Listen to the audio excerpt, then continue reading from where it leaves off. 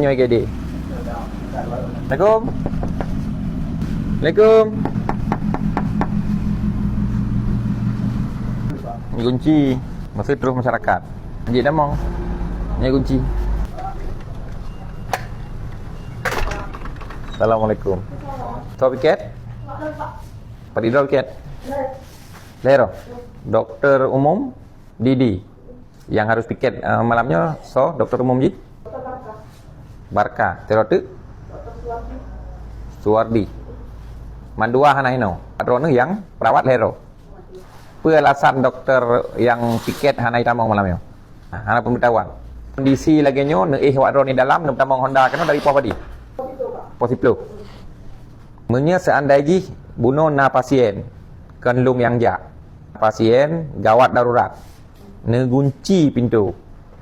Kiban kondisi pasien, mesti pasiennya gawat darurat.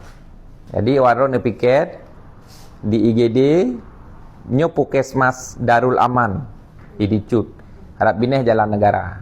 Posisi ni kunci. Urang drone hana jaga tengun.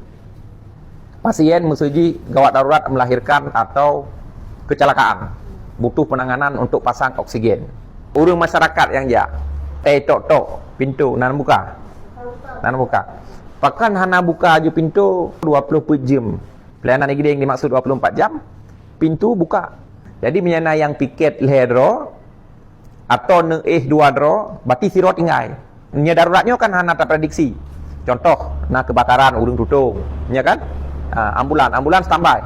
Supir ambulan, supir ambulan. Pedot ingin apa? Samping. Okey, kondisi ambulan good.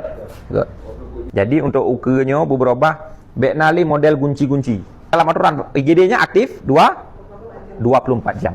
Long ingin ajak orang drone memandung, Bekle mengikuti kebiasaan-kebiasaan yang hana jeroh. Ini tapi jak kebiasaan yang jeroh untuk melayani masyarakat.